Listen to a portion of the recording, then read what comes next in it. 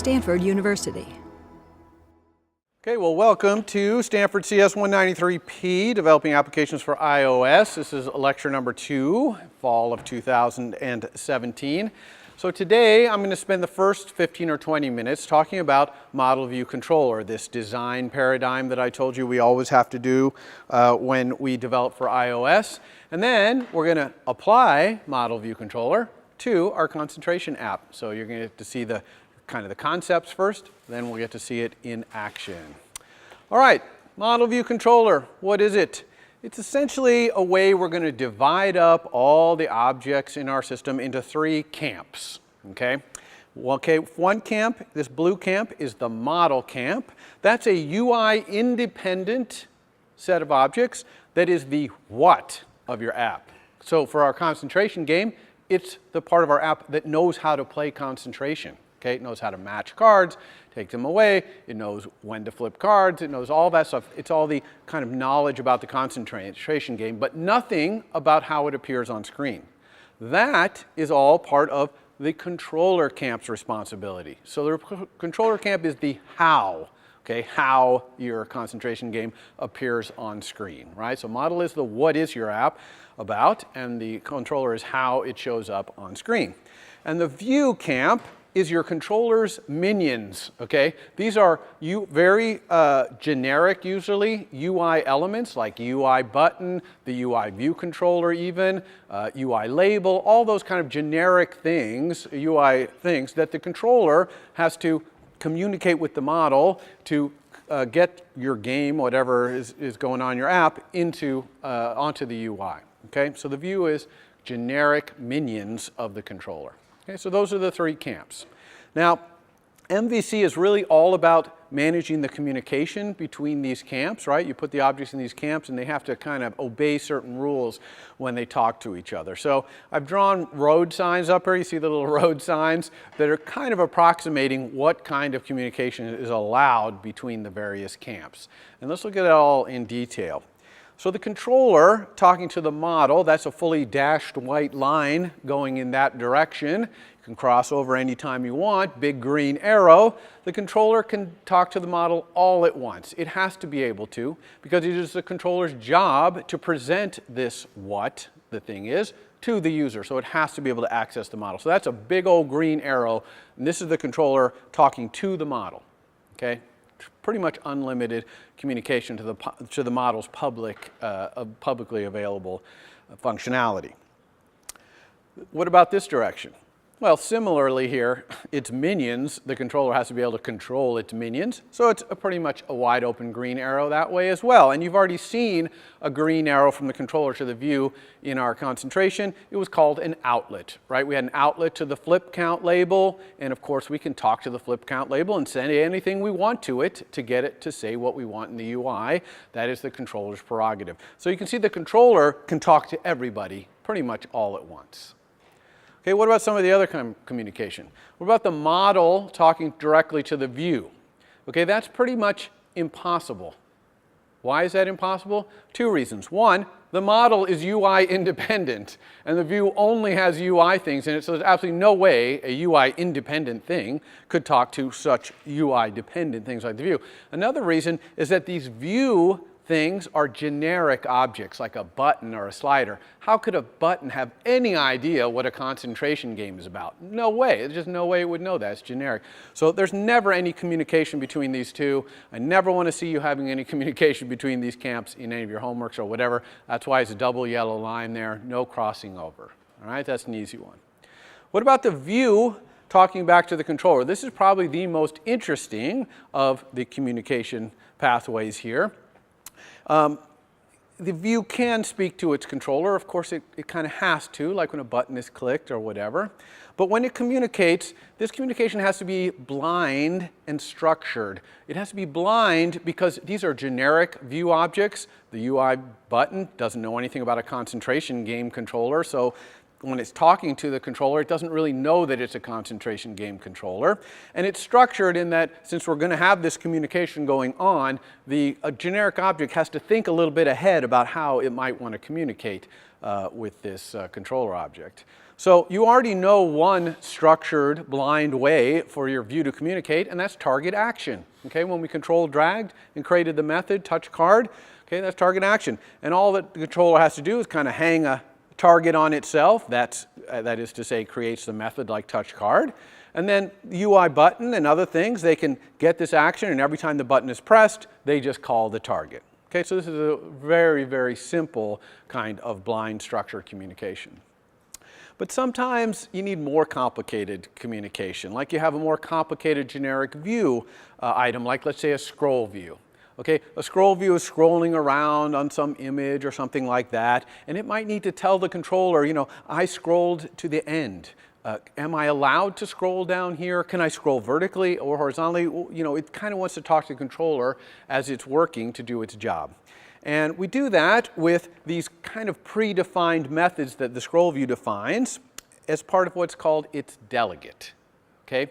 So its delegate is just a var in scroll view and this var will have some object in it, and all we know about this object is that it responds to a certain number of messages. Most of these messages start with the words will, should, or did, like I will scroll to here, should I scroll over here, I did scroll down to here. Okay, those are classic delegate methods. And the controller, using a mechanism called protocols, which we'll talk about next week, is able to tell the scroll view, I'm your delegate, and all the scroll view will know is that it implements these will, should, and did. It doesn't know anything about it, doesn't know its class, doesn't know that it has to do a concentration game, obviously. It knows nothing. It just knows that the controller will implement that. Okay, so we'll see delegation in about 2 weeks when we start using more complicated UI objects. Now, another important thing to remember in the MVC model is that views, these generic things, cannot own the data they're displaying. In other words, they're not going to have the data they're displaying as part of their instance variables. Now, why is this? Well, imagine that the view is showing your entire iPod music library. And let's say you have 50,000 songs in there. Okay, there's no way, it would make absolutely no sense to have a list view or something, some generic view that lists things, to bring all 50,000 of those things in there. So instead, it uses this same kind of protocol mechanism to have another set of special messages, and they are messages like data, give me the data at, or how many items are there. And the controller implements that so we can talk to the model and get the data for the view. So for example, table view, which is a big scrolling list kind of generic view item that's in iOS. When it's scrolling around on all your iPad music thing, it's just asking for the ones it's currently showing. Right? There's 50,000, it's only scrolling around to showing maybe 10 at a time. And so it's just asking the controller, give me the next 10, give me the 10 here. And the controller's turning around to the model, which is probably a nice fast SQL database or something, and grabbing the data and handing it off to the view. Okay, and this uses this same mechanism where the table view, again, doesn't know anything about this as being an iPod music app. It just knows that it's the data provider. Okay, and we call this kind of delegate the data source. All right, so you'll see that as well. And both data source and delegate, very similar. It's just kind of a different set of methods. And these methods are, of course, dependent on the kind of UI element. They're not a preset list. It depends on what's going on in that UI element. Okay, so that's the kind of communication the view can have with the controller. It's structured, it's kind of predefined, things like that. Because of all this communication going on in this direction, we say the controller's job in an MVC is to interpret and format the model's information for the view. That's its primary purpose. Kind of also goes the other way. It interprets user interaction in the view for the model. Okay, it's the interpreter back and forth. It's the center of all communication here. Okay, what about the model? Can the model talk to its controller? Obviously, not directly, because the model is UI independent and the controller is fundamentally UI dependent, so it can't do it directly. But there is a mechanism for the model to communicate, for example, if some data changes and it wants any UIs that are interested out there to update. Okay? And the way it does that is with a model that I call a radio station model. And the model essentially starts broadcasting on a certain known radio station, and the controller up there is just going to tune in, and when it hears, oh, something's changed on the model's radio station, then it's going to use its big green arrow to go talk to the model and get the data that changed or whatever. Okay, so this is a radio station model. In iOS, it's called notifications or KVO, key value observing. And we'll talk about those in a few weeks as well. So there is a way from the model to kind of broadcast, whoa, things are changing. Okay? Now, some people have asked, can a view tune into a radio station? A view could only really tune into a controller or radio station like another UI thing, because a view is fundamentally UI, but even that's pretty rare. Usually the radio stations are pretty much for the model to communicate, hey, something's happening in your data or whatever. Okay, this MVC, a collection of MVC, is generally only used to control one screen on the iPhone. Okay, or on the iPad. Maybe it can control little sub-places, like maybe on an iPad, maybe one MVC controls one space, another MVC controls another place, and possibly a third MVC controls another space. But you would never have more than one screen in an iPhone controlled by a single MVC. Okay, so the MVC kind of goes with a grouping of UI, usually one screen, one iPhone screen size worth of stuff. So most apps have tons of screens. You got your settings, you got all the different features in your app, tons and tons of screens going on. So how do we build an app out of multiple MVCs? Okay, multiple MVC apps look like this. Okay, I have a bunch of MVCs up, right? All those purple things are all the controllers. Okay, and when one MVC wants to interact with another MVC, like right here, you see this right here? It always treats those other MVCs as part of its view. So these three MVCs down here are part of the view of this MVC. Okay? So it has to talk to them in a blind and structured way. These kind of act like generic reusable components. Okay? And we're going to see how that works when we start talking about multiple MVC apps a week from Monday. Okay? Now, the main thing that we want to do here is not build our multiple MVC apps like this, where there's just green arrows talking everywhere. Okay? And the reason we don't want this is it's impossible to debug and find out what the heck is going on inside our app. Because if something changes in the UI, we don't know which controller was doing it, or what model gave the data. We're totally lost. Okay? So by grouping them into these nice MVCs, each screen on the phone is very well contained and understandable, debuggable, manageable. Okay? We got all that? So we're not going to do things this way. Do not do it this way, all right?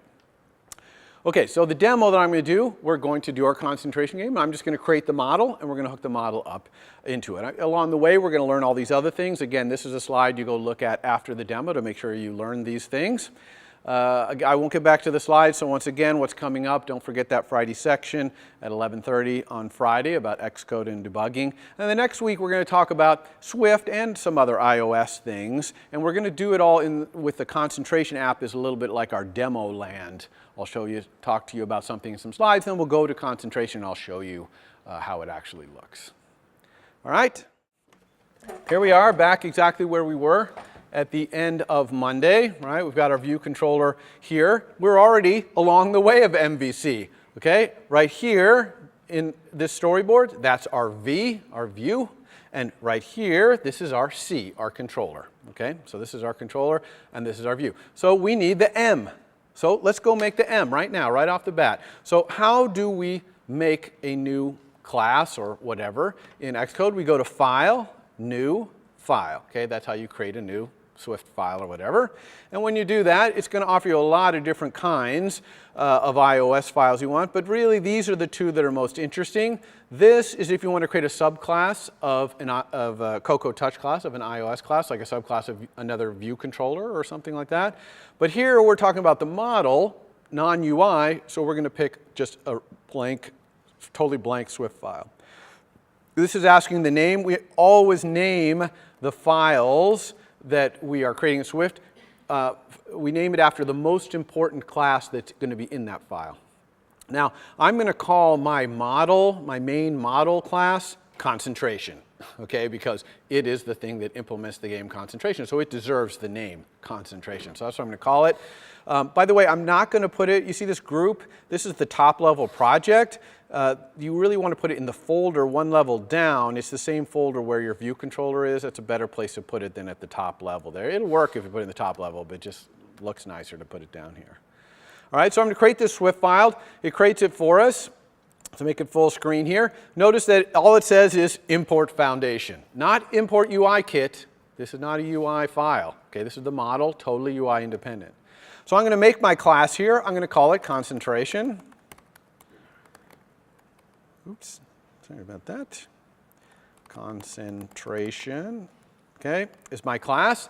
And whenever I build a new class, I always want to think about what its public API is. How many people know what the phrase API means? Well, almost nobody. Okay, so API stands for Application Programming Interface. It's just a list of all the methods and instance variables in that class. And the public API is all the instance variables and methods that you're going to allow other classes to call. Okay, so it's basically how you use this class. And next week we'll talk about how you actually make things private and public. Okay, but today we're not going to worry about that. But I'm going to basically design my public API. Now, why would I kind of design my vars and funcs right off the bat here? And the reason is because to do that I have to get the essentials of what is it that this thing does and how are people going to use it. And that makes me think clearly as I go into my design here. So I recommend doing this for any class that you design. Okay, so a concentration game, remember we had it up here. What are the essentials of it? Well, one essential is it has some cards, right? And those cards are arrays of cards or something, okay? Not quite sure what, some kind of arrays of cards, whoops. So that's a fundamental part of the concentration game for sure. What can you do in the concentration game? Well, really, the only thing that you're allowed to do as a user is flip the cards over, right? Choose cards. That's all you can really choose cards. All the matching and all that stuff is kind of internal implementation to the concentration game. From a user's perspective, you're just touching on it. So I'm going to need some func that lets me choose a card, okay? And the argument to this could be either a card, okay, whatever this thing is, which we're going to define in a second, but I'm actually going to make it be a little more flexible. I'm going to make it be the index into this array. So when you choose a card, I'm going to let you choose it by index, and that's just to be a little more flexible to different kinds of UIs that might want to do this. They might be index-based. It's really not that big a deal because you could always just look up the index in this array all the time, but it's a little easier to subscript an array and find something than to go the other way around and do index of like we did last time. So that's it, actually. This is the entirety of the public API of my concentration game. Could not be simpler.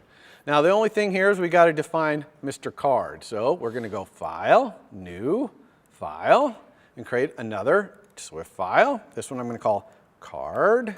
Okay, put it in the same place as everything else there. All right, again, this is not a UI thing. This is part of my model. So I have two things in my model, the concentration game and this card. What's really interesting here is I am going to make card be a struct, not a class. Now, what's the difference between a struct and a class, right? Let's go ahead and get the concentration up here in the same time. I can use my manual thing here.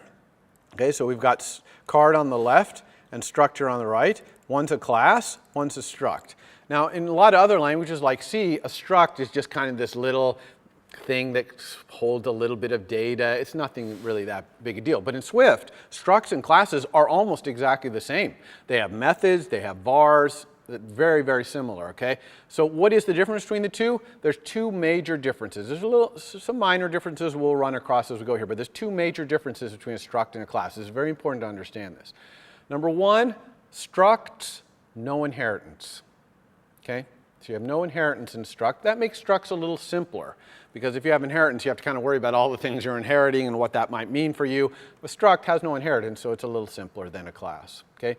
Number two, and the most important difference, is that structs are value types and classes are reference types.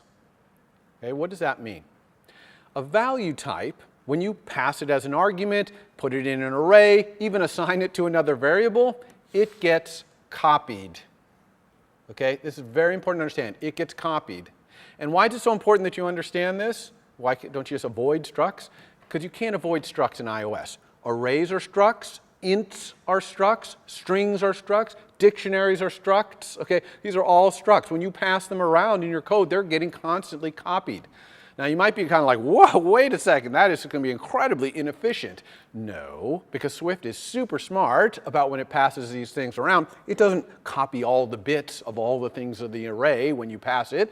It passes it in a way so that it only has to make copies, actual copies, when someone modifies it. Okay, that's called copy on write semantics. And that's the way Swift implements these value types. So structs are value types.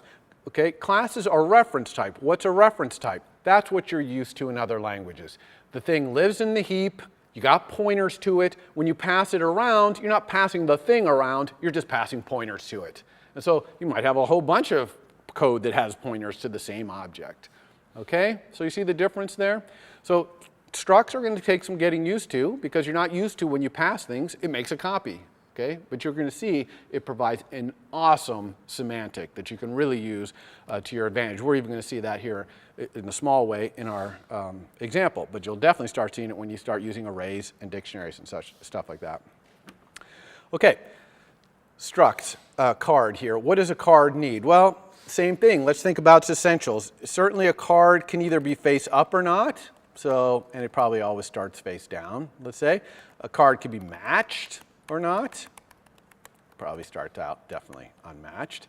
You know, a card also needs a unique identity, right? Because we're playing a matching game, and if we can't tell the identity of the card, we can't match it against another card. So we need some kind of identifier or something, which really could be any type. It could be a string or whatever. I'm going to make an int because it's real easy to make a unique int. So we definitely need that. Now some of you might be thinking, oh, okay, a card also needs the emoji that's on it, right? Like the pumpkin or the ghost. And very importantly, no, it doesn't. Okay? This card is UI independent. So there's no way it can have emoji or JPEG images or anything like that. That's all how you display the cards. This is just how the cards behave, how the game works. So you would never have emoji in here in this model. We're in the model here, not the UI. Okay? Very important to understand. All right, so now we've got all of our, basically all of our API in our model here. Let's get rid of some of these errors. You see that we still have this error, class concentration has no initializers, a very common error that we're used to. That's because this var is never initialized. So how do we create an array of cards? Okay, so this is now you're learning how to create an instance of a struct or of a class. It's exactly the same. And the way we do that is I'm just going to say it equals open parentheses, close parentheses. Okay, so this is just a type. It could be int or string. It happens to be an array of cards. And I'm just putting open parentheses, close parentheses after it. And I could actually be putting various arguments in here. And these correspond to those inits I was telling you about. Remember last time I said a class could have an initializer. It's a special method called init. Can have whatever arguments you want. You could have multiple inits. Okay, well, array has an init with no arguments. And what it does is it creates an empty array. So the array exists, but there's no cards in it. There's nothing in it. Okay? There are other, and you can go look in the documentation for other inits that array has. It has a init, for example, that lets you reserve capacity for a certain amount for performance reasons. If you're pretty sure you know how big there's going to be an array, you can create an array from another array, and it'll copy over the items from that other array. So there are other inits, but the most common array init is this one, where you just do nothing. Now, by the way, we're using this kind of easier to understand syntax, but we would almost certainly use this syntax, okay, array of card, which I showed you last time. Okay, so I've got an empty array of cards to work with right here. I've got no warnings. So now it's time to go back to our controller and try to start using this model, okay? So we're doing MVC, we're going back to our controller. So I'm going to go back over here, I'm going to go to my view controller. Actually, let's have the concentration on at the same time here, okay? So we've got concentration, I'll make it small, there it is, and our view controller. So how am I going to use my model in this controller? Well, the first thing I want to do is make that big green arrow, okay? The green arrow that points from my controller to my model. And I'm going to do that by creating a var, okay, in my controller. I'm going to call it game, and it's going to be of type concentration. Okay, there it is. There's my big green arrow. I can send any messages I want to game, like I can get at its cards, I can choose a card, whatever. and I'm ready to go. Now, look at the error I get, our favorite error, class view controller has no initializers, because this is not initialized.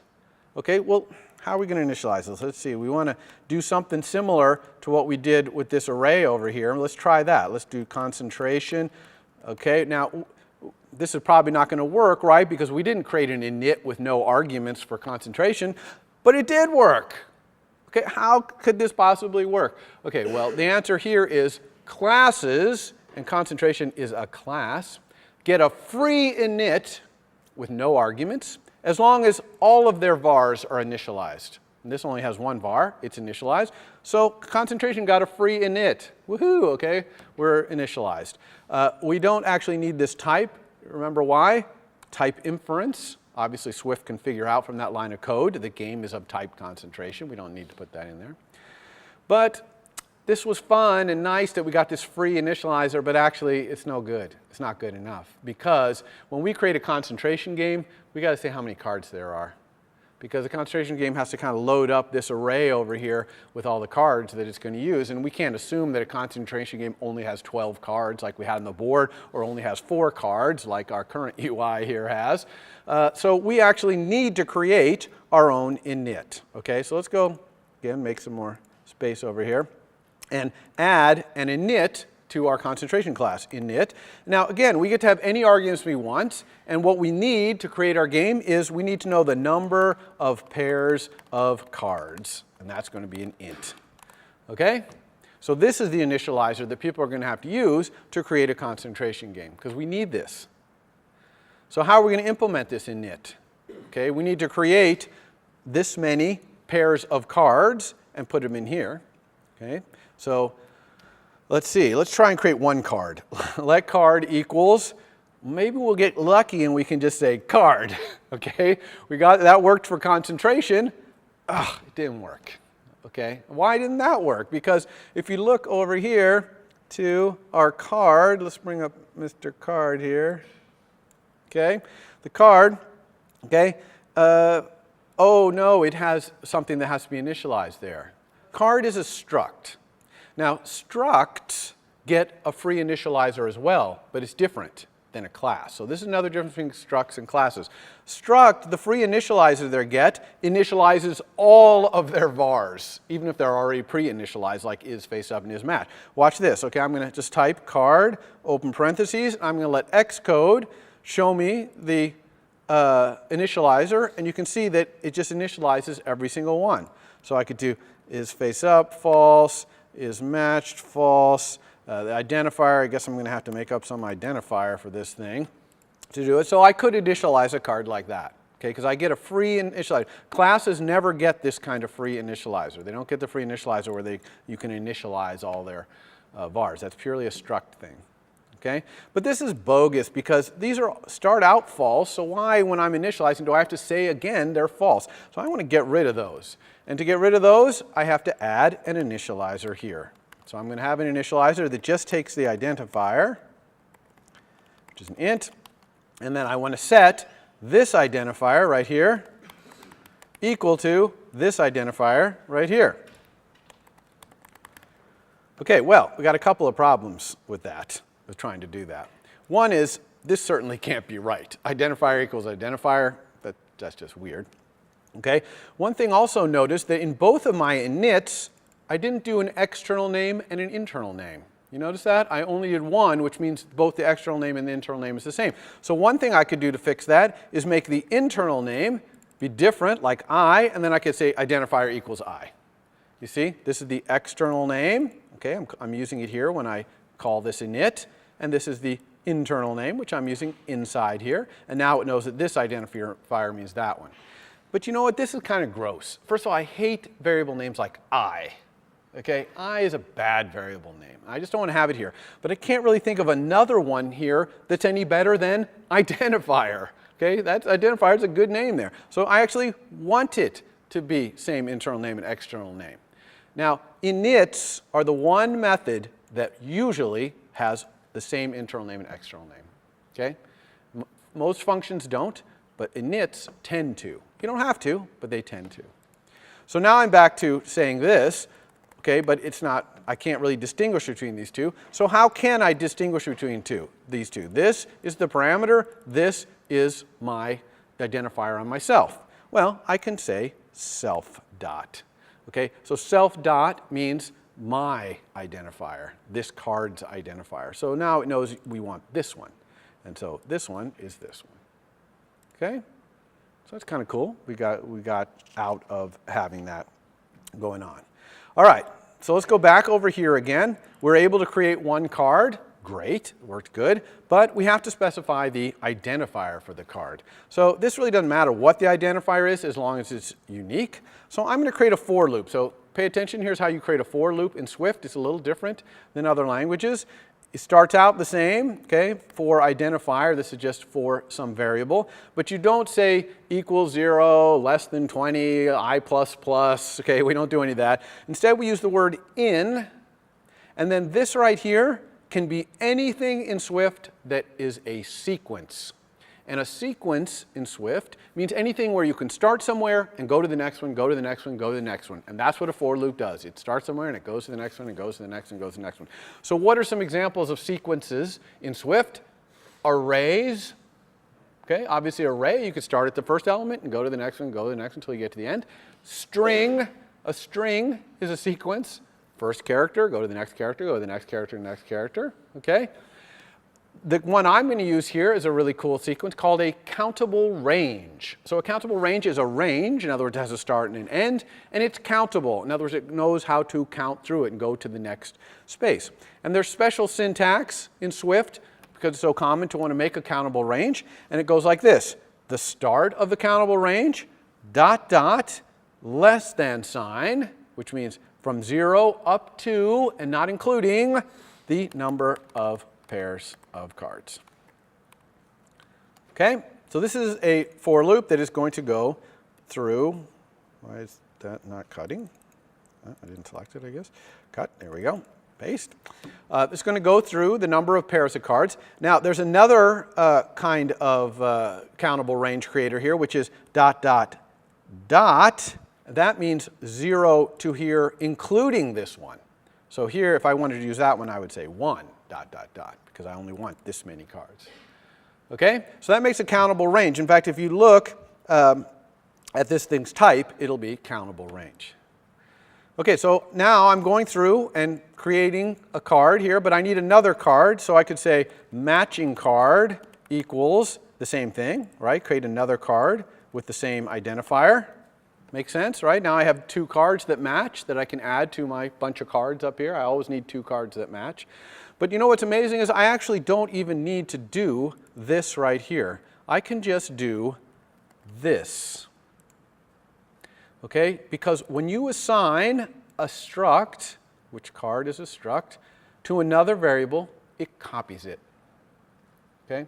So matching card is a copy of card. Just by assigning it, it makes it a copy. Now I have a card and a copy of it, so I can say cards, append, that's how you add something to an array, append the card, and then cards.append the matching card.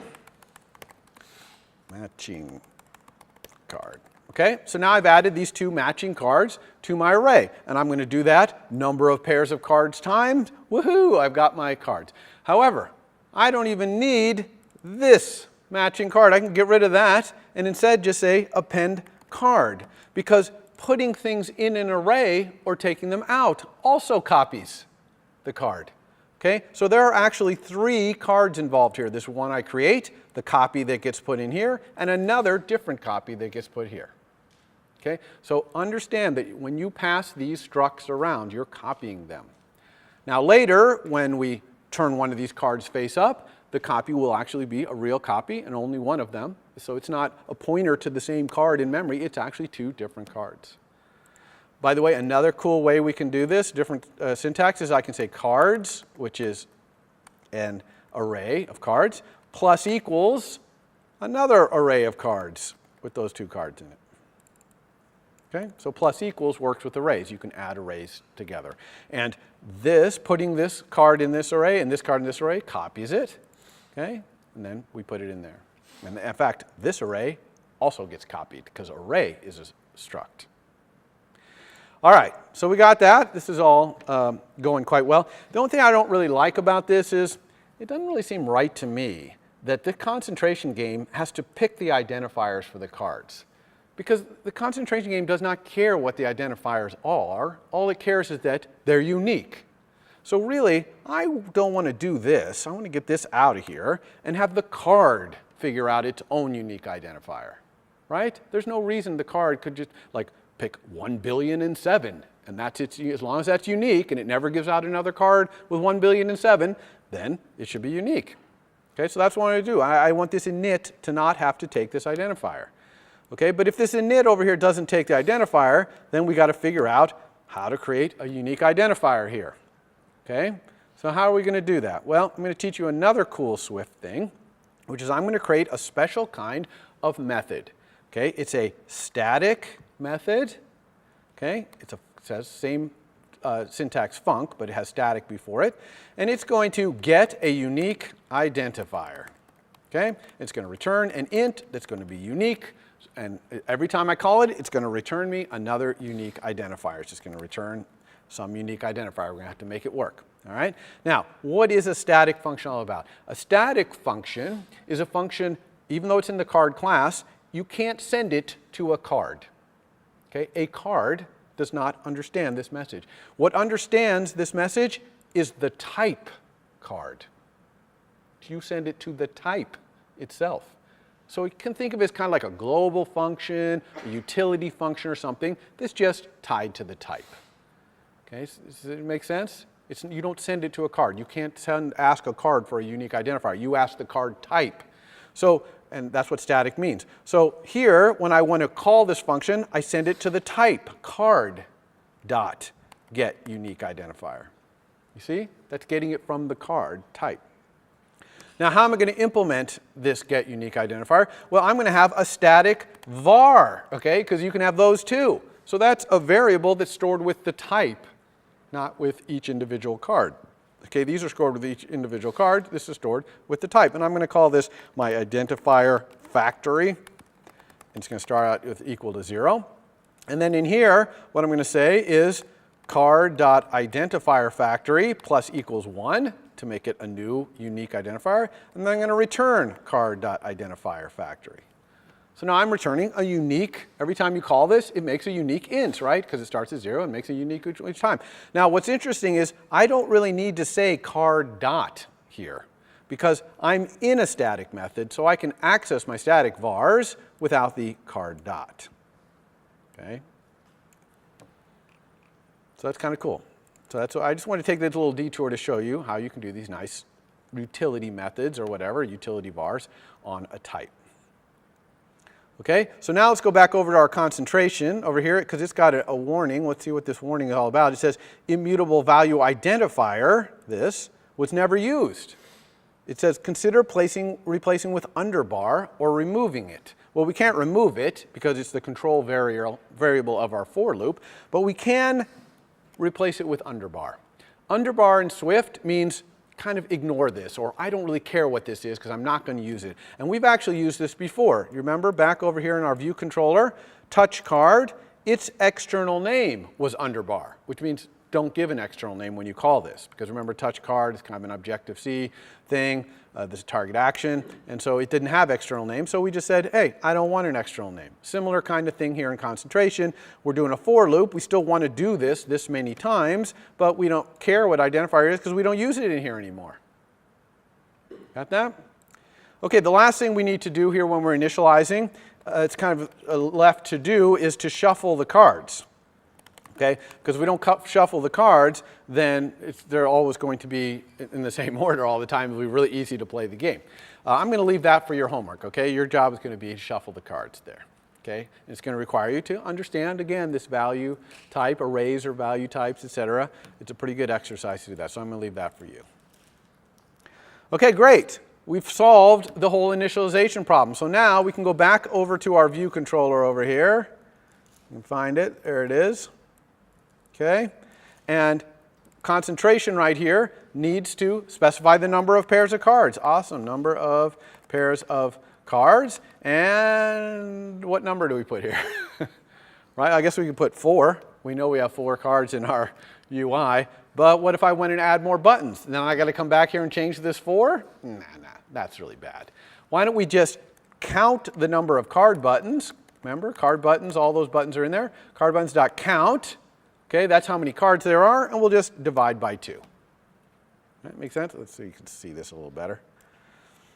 Okay, so I'm just going to take the card buttons and divide by 2. So if I have 4 card buttons, that's 2 pairs, obviously. Actually, I should be a little careful. If I had an odd number of cards, I probably want to round up. Okay, so if I had 3 cards, I need 2 pairs, so I have 4 total cards. I'll never be able to match that 3rd card, but at least the game will have enough. Now, this is the right thing to do, but oh no, I got a very serious error here. Okay, let's look at it. It says, cannot use instance member card buttons right here within a property initializer. Oh yeah, look, var game, that's a property, and I'm initializing it. That's a property initializer. It says property initializers run before self is available. Oh, remember I told you that in Swift, you have to completely initialize something before you can use anything in it, before you can access any of its vars, call any of its functions, anything. Well, that obviously we're not fully initialized yet because we're in the process of initializing game. Okay, and game is one of its initialized. So we've got a catch-22 here. How the heck are we going to do this where one depends on the other, where one var depends on another? Okay, well, there's a couple of ways to address this, but I'm going to show you kind of a cool one, which is lazy. Okay, if you make a var lazy, that means it doesn't actually initialize until someone grabs it. Okay, until someone tries to use it. As soon as someone tries to use game, then it's going to initialize it. Now, by definition, because of that very same catch-22, no one can try and use game until this is fully initialized. So we win. It works perfectly. And lazy counts as this var is initialized. Okay, counts in that game of getting fully initialized. So it's awesome. There is one restriction about lazy, though, that's not so nice, which is it cannot have a did set. Okay, if you try to add a did set to it, like we did here with flip count, remember that? You're going to get an error here that says class declaration, blah, blah, blah. But basically what it's saying here is you can't use property observers with a lazy var. So if you need to use a property observer there, you need to find out every time the game changes. You're going to have to do it a different way. What other ways could you do it, by the way? Well, you're going to learn next week that there are methods that are called after all these outlets get wired up. Okay? The system will call a method, and in there you could initialize your game. And maybe in the meantime you make it an optional, or maybe even an implicitly unwrapped optional. Okay? A little hint to you there. But you won't need that for your homework, though. You'll be able to do this for your homework. Okay, so it's good. Now we have the game, the big green arrow that our controller is talking to our model. What do we need to do next? Okay, well, let's go back and look at our concentration API again, see what we need to do. It seems like there's 2 things. We use this part of the API. We got these 2 left. So let's do this one. Okay, choose card. We got to tell the concentration model when a card is chosen. And we know exactly when that is in our controller. It's right here in touch card. Whenever a button calls touch card, we know a card's being touched. And instead of doing all this flip card with emoji choices thing right here, I'm just going to tell my game, hey, choose this card. Okay? So instead of handling it myself, I'm letting the model handle it. So it's the one, it's figuring it out. But there's something interesting to note here, is that when I tell the model, choose this card, it might change. The game might change, and in fact, I hope it does change because it's supposed to be doing matching and all kinds of stuff. So it's going to change. So now we have to update our view from the model. Okay? Our view is now a little bit out of sync with the model because when we chose this card, that could have caused the game to change. So we need a method like update view from model or something like that. Some kind of func down here, func update view from model. And what's that going to do? That's going to use the other part of this API right here. It's going to look at all the cards and make sure all our card buttons match, right? Whether they're face up, whether they're matched, all that business. We look in the game, find out, and make sure our card button match. All right, so how do we implement this update view from model? Well, I want to go through all the card buttons and look at the game and set it up appropriately. So I could do another for loop where I say for button in my card buttons, okay? And just go through, and now each button will be, if we look at the type of this, it's going to be a UI button, see? Because this is a sequence of buttons, isn't that cool? All right? But I'm actually not going to do that. I'm going to do something else because I need to look up this button's index in this card thing. So I'm going to do my for loop by index into card buttons array, which I could do with 0 dot dot less than card buttons dot count. Okay? Everybody understand this? Countable range right here. But I'm not going to do that either. I'm going to show you another way. Card buttons dot indices. Okay, card button dot indices.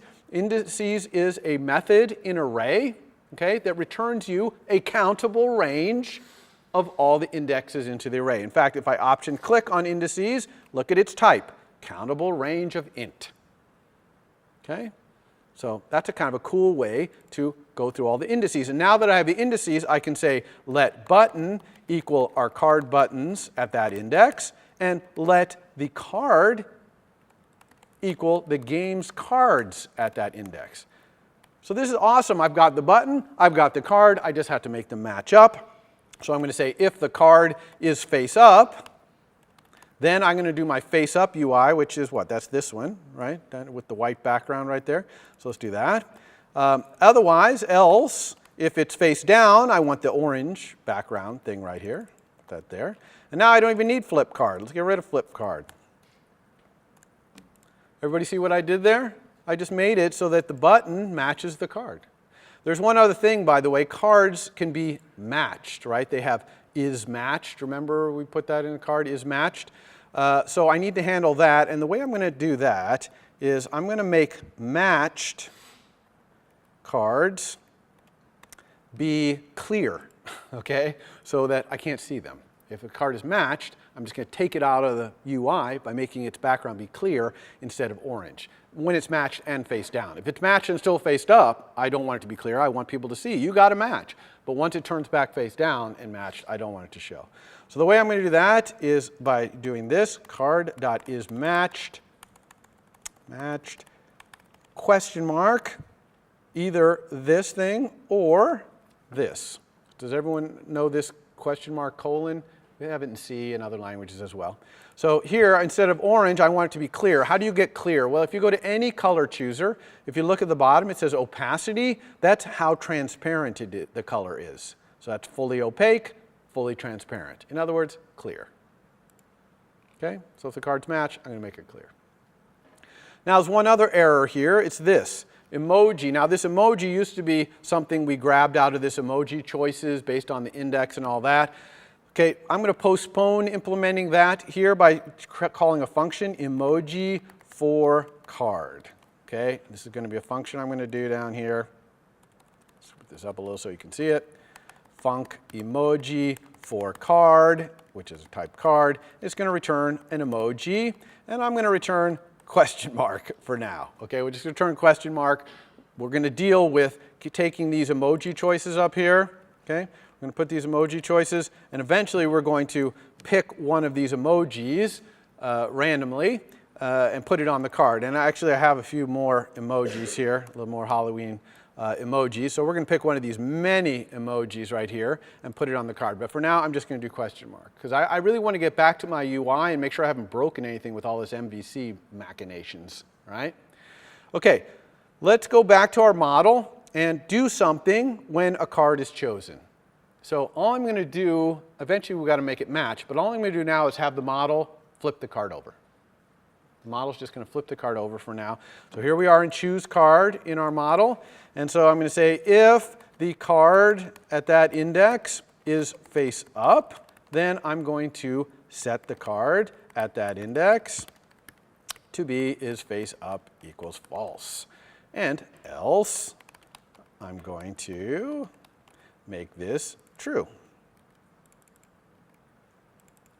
True. Okay?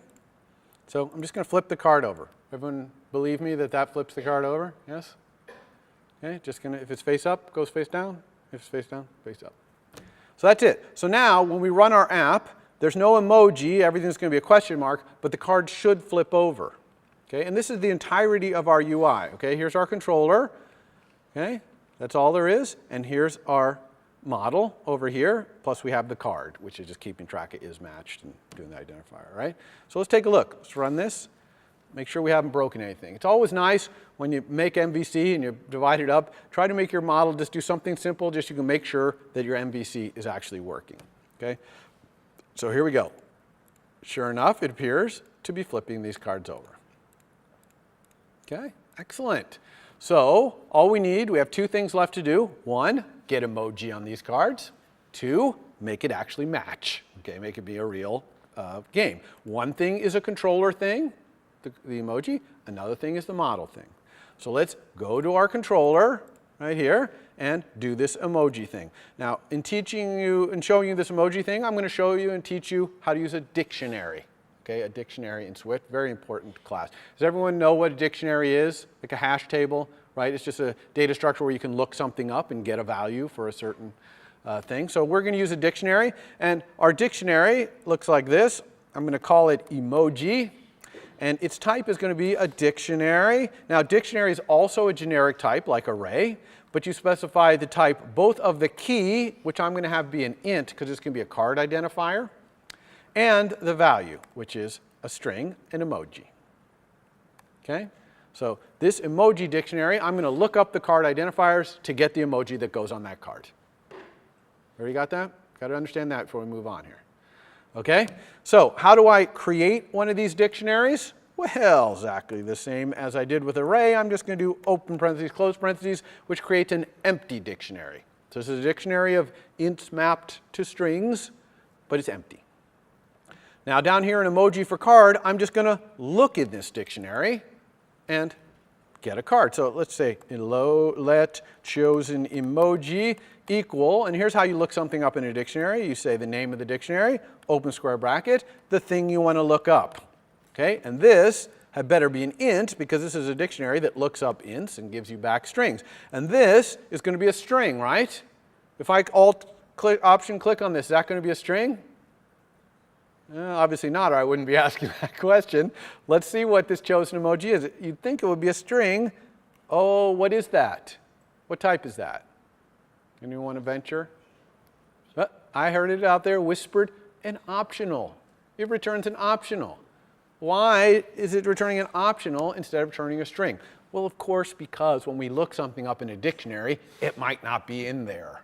Okay, the thing we looked up isn't necessarily in there, and if it's not in there, we're going to get back not set, the optional not set. If it is in there, we're going to get the optional set, and it's going to be a string as its associated value, but because, of course, a string is what's in the dictionary. Okay, everyone understand that looking something up in a dictionary returns an optional.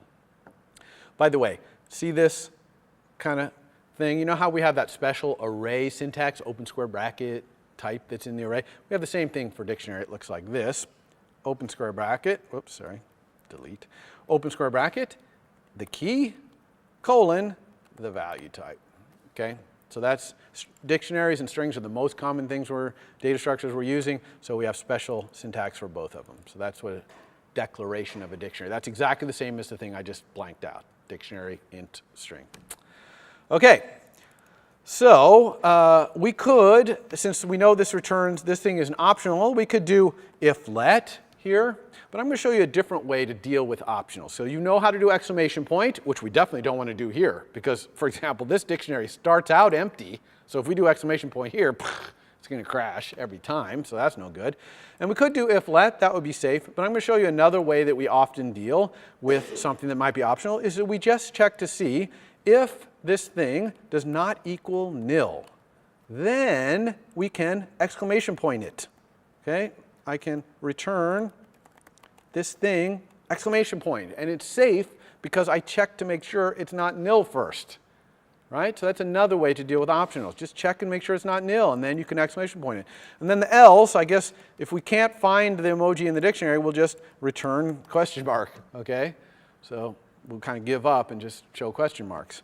Now, this code is so common to want to get something that's an optional, and if it's set, then use it, but if it's not set, do some other well-defined thing like this, that you can write this with a special operator. It looks like this. Return this thing right here. Okay. Oops. But if it's nil, question mark, return a different thing. Okay? So this is return this, but if it's nil, return this. Okay? Very common. That's exactly the same code as this. Exactly the same. All right? So we do not need that. Everyone got that syntax? It's very common to do this. Okay, so we're awesomely looking up the card's identifier in our emoji dictionary and returning emoji, hopefully, but we never put anything in that dictionary, so it's always going to return question mark. So how do we put something in the dictionary? Well, I'm going to put them in the dictionary on demand, okay, as they're used. So every time someone asks me for the emoji in a card, I'm going to check and see if this emoji for that card is currently nil, then I'm going to put an emoji in the dictionary for that card. Okay? So I'm just kind of just in time loading up of this dictionary. Now, how am I going to do that? I'm going to take one of these at random and put it in this dictionary. So let's get a random index. Okay? I'm going to let random index equal something. I'm going to use this nice Swift function called arc4random underbar uniform. So arc4random uniform is a pseudo-random number generator, and it generates a random number between 0 and this upper bound. You see it says upper bound, which is an unsigned integer, 32-bit integer. It will generate a random number between 0 and that, not inclusive of that number, okay? Which is exactly what I want, where the upper bound is how many things are in this array, because I want an index into this array between 0 and how many things are in the array minus 1, okay? So here, the upper bound, I'm just going to say emoji choices .count. Okay? Now this is great, but it doesn't work. Okay? I get an error, and what does the error say? It says cannot convert value of type int to unexpected argument type, unsigned 32-bit int. Okay? Arc4random totally works only with unsigned ints, whereas this array's count is an int, not an unsigned int. And Swift never does automatic type conversion. Never. It just never automatically converts from an int to an unsigned int or from an int to a double. You have to explicitly convert it. And so how do you convert types in Swift? This is why I'm showing you this, so that you'll know how to convert types in Swift. You have to create a new thing and use the initializer of that new thing to create one. So here, I want to create a uint32, an unsigned int32. So I have to call uint32 initializer to create a uint32. Luckily, uint32, which is a struct, by the way, just like int, just like string, just like array, just like dictionary, just like card, these are all structs, okay? It has an initializer that takes an int. Whew, exactly what I want, okay? So I can create a uint32 by passing it an int, emoji choices. That's why it's suggesting this fix right here. So I'm going to do that, fix. You see what it did? uint32, open parentheses. The argument to its init is an int. It knows how to do that. Now, we're not there yet, because look at the return value here, random index. It's also an unsigned integer, and that's no good, because I want to use it as an index into this array, and we know that indexes are not unsigned ints, although they probably should be. They are ints, okay, just mostly for backwards compatibility issues. So I need to convert this whole thing to an int. Luckily, int has an initializer that will take an unsigned int and turn it into an int. Okay, so now I have random index here. It's an int. It's suitable for indexing into this array. It's a random index in there. So let's get it. I can say emoji subcard.identifier. Now to put something in a dictionary, you just say equals and the thing you want. Emoji choices sub random index. But this is not quite what I'm going to do. This would work kind of. The only problem with this is I could get two identifiers that use the same emoji. So instead of just grabbing something out of here, I'm going to remove it. Okay? When I use one of these emojis, I'm going to remove it out of here so I never use it again. Okay? So to do that, I'm going to use a different method in array than subscripting called remove at. And I'm just going to remove at the random index. So remove at returns the thing it removed, and so it's going to pick one of these emojis out of here and return it, and I'm going to put it in the dictionary. Everybody got that? Okay, now there's only one other thing here, which is what if emoji choices.count is 0? In other words, what if I've used all the emoji in emoji choices? I've pulled them all out of there. That's going to cause a problem. Arc4random can't take 0 because it goes from 0 to that number minus 1, and it's an unsigned int, so it can't be a minus number. So we're going to have to protect against that case. I'm going to say if emoji choices count is greater than 0, then I can grab an emoji out of there and use it. But if it's less than that, if it's equals 0, then I can't do this. And then I'm stuck with question mark down here. By the way, a cool thing in Swift, you see how we have back-to-back ifs here? Okay? You can put back-to-back ifs on the same line by just separating them with comma. Okay? Then you don't need the embedded ifs right there. And it's nice, especially when things are related. Like, look at how this line of code reads. If the emoji for this card identifier is not set, and if we have emoji choices, then go get one. All right? Okay, so let's see if this works. Let's go ahead and run and see if we're grabbing a random emoji out of there and putting them in one of our 4 cards. It's pseudo-random, by the way, so you're going to see that it's not super random, but anyway. All right, so let's look. Oh, yeah, look, we got a random emoji. Oh, there's another one, little candy. Hopefully these 2 are the same. Yay! Okay, so it's working. Okay, it's looking it up by identifier, picking an emoji, and using that emoji for that identifier on all cards. And hopefully it's random. Let's stop again. So we got the devil guy and the candy here. Cross your fingers that that pseudo-random generator does it. Let's see. Uh-oh, devil guy. Oh, we got the cat, the scared cat or whatever that is, the screaming cat. Okay? So we're getting random. So this looks like it's working. So we got our UI fully functional here. So the only thing that's left to do now is make this thing play concentration. And that's purely a model thing. So to make that work, I'm going to bring up my model. And I'm only going to put code here in my model. Right now it flips cards over. We'll stop that. And instead we're going to have it play the game. And as part of implementing this, I'm going to use an optional. Because I know you're all still, except for this guy who asked this great question, you're all still, I'm not quite sure I understand that optional thing. So here's a case where I'm going to use an optional as part of my fundamental semantic implementation of this method. All right? So here we go. First thing I'm going to do when a card is chosen is I'm going to ignore a card that's already been matched. So if you choose a card that's on the board that's already been matched to another card, I'm just going to ignore it. So I'm going to say if the card that you chose, card of the index, is matched, okay, then I'm not going to do this. So I'm going to say if it's not matched, then do it. If it is matched, then don't do this. Okay, this not, just like any other language, means not, the opposite of this bool. Okay, so I'm going to ignore all matched cards. Now what am I going to do? Okay, there's 3 cases here that can happen. 1, no cards are face up. If no cards are face up, when I choose a card, it just flips it over. That's all it does.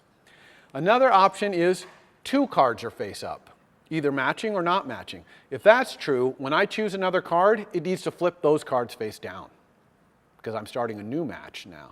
Okay? And the third option is there's 1 card face up and I choose some other card. Now I need to match. I need to see if they match. So those are the 3 options. Okay?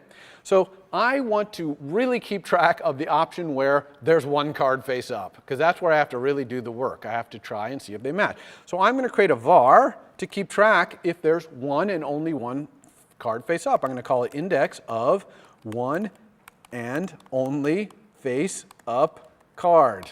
Okay? And of course it's an index, so it's going to be an int. Now, what's the value of the index of the 1 and only face up card if no cards are face up? Okay, what's the value of that if 2 cards are face up? Ah, interesting. I think this wants to be optional. You see why? Because in those cases where there's not 1 index of a 1 and only face card, then this is going to be not set, because there is no 1 and only face card. So this is a great use of optionals right here. Okay, so all the time in my game, when there's 1 and only 1 face-up card, this is going to tell me the index of it so I can match against it. And all the other times, this is going to be nil. And I'm going to know I don't have to do any work. I don't have to do any matching because there's no card to match against. So what does the code look like to use this? Well, I'm going to say if I can let a match index, which is just a local variable, equal this index of 1 and only face-up card right here, then I have something to match. Okay? By the way, I want to make sure that that match index of that thing is not equal to the card you chose. Okay? If there's 1 and only 1 face-up card and you chose that, I'm just going to ignore that. Okay? You have to choose a different card. Okay, so this, inside this curly brace right here is, check if cards match. And then outside right here is what? Either no cards or 2 cards are face up. So I can't match. Okay? So in that case, I'm going to need to turn the cards face down and have the card you chose be the only face-up card. And then I'm going to set it to be the index of the one and only face-up card. Okay? So let's do all that. Okay? Let's check if the cards match. Really easy. If the cards of the match index, its identifier equals the cards of the index you chose. Okay? This is choose card at index, right? If they match, then I'm going to mark them matched. Card sub match index is matched, and the cards that you chose is matched. Matched. Okay, so I matched them. Excellent. Now, even if they don't match, okay, what happens when I choose that second card right there? 2 things happen. One, I got to flip up the card you chose, okay, because you chose a card that was face down. So I'm going to say cards sub index is face up is true, because you chose a card. I'm flipping it up, of course. And number 2, and most importantly, the index of the one and only face up card equals nil. Because now there are 2 matched or unmatched 2 face up cards. So there is not a one and only face up card. So it's nil. So it's perfectly legal to set an optional to nil. Okay, so that's what we do if the cards match. That's all we have to do. Now here we have either no cards or 2 cards are face up. In this case, I'm going to turn all cards face down. Now they might already all be face down, but so it's a little of wasted work. But I'm just going to go for flip down index in what? In my cards indices. Okay, cards indices. That's all. That's a countable range. Remember, this is a countable range right here. Oops. Of all the indexes of the in my cards. So for each one of the cards, I'm going to say card at the flip down index dot is face up equals false. I just turned every single card on the board face down. But now you chose a card, so I'm going to turn that card that you just chose back to face up. Yeah. Dot is face up equals true. And of course, since I just turned all the cards face down and turned 1 card face up, what is the index of the one and only face up card? It's this index. I just turned it face up, so by definition, it's the only card. And this, ladies and gentlemen, what do we got here? Oh, this is cards at index dot identifier. Got to compare the identifiers. This is the entirety of the concentration game logic. That's it. That's all that's necessary. Okay, and can you see how having this optional right here kind of made it very simple and straightforward? Because it was easy for me to track the card I wanted to match against all the time. Okay, and it was easy for me to tell whether there was one to match against or not, all contained in one little variable that had a lot of information in it. Okay, so that's it. Let's go see if our app is working. It should just work. I mean, once you make the model do what it's supposed to do, the UI doesn't care. It's just presenting what the model has, so it should just work. So let's try it here. All right, we got this, the cat. Oh, there's the screaming face. Now, what should happen when I click another card? Should flip them all face down. It didn't match. This didn't match. So we should flip these all face down. Okay, turn the new one face up, and now that optional is going to be set. So let's try it. Sure enough, it turned them all face down and turned this one up. Now what happens if I choose a match? Okay, now they've both been marked matched. Now the next time I click on a card, it's going to turn them face down. They're going to be both face down and matched, so they're going to get a clear background, and we're not going to be able to see them. Watch. Bloop. Okay, and this one too. Oops, that was my little thing that shows the mouse better. So what's going on here now, though? Now the game is done. Now in your homework, you're going to add a new game button, which is what you would press at this point. Okay, I want to play another game. Okay. All right. Last thing to do here, and we have time, luckily, is to add more cards. Okay, because 4 cards is kind of a boring game. So let's go here to our UI. Okay, we got our UI. I made my my buttons here be 80 points wide, which I kind of recommend you do for your homework, because 80 points wide, they fit really nice 4 across. Okay, so let's put them up. I'm going to use the little blue lines to help me place them here. Okay. And if you use the blue lines, look, 4 of them at 80 points each, fit right across. And then I'm going to make some more. I'm going to select them and copy paste. Use the blue lines, paste some more. Let's have 12 of them here. Okay, and I need to make sure that everything is connected. So let's look at like touch card. Hey, they're all sending touch card, great. How about card buttons? Oh, yeah, that's right. When we copy and paste, it doesn't put them into that card buttons outlet array of buttons. So we need to do that. So I'm going to do control drag. Now, if you really had 12 cards or more than 12 cards, in real life, you probably wouldn't use an outlet collection. You would probably go in your code and go find all these things. You could probably do it in 1 or 2 lines of code, actually.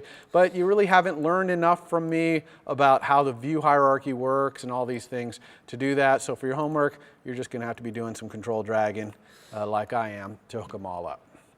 Okay, they're all hooked up. They're all hooked up. Our flip count label is hooked up. Our UI looks all set. I haven't changed anything but that. I didn't go change any code anywhere. Okay? I just put more buttons in my UI, and because I've built this nice flexible UI that can really handle any number of cards, this should just work.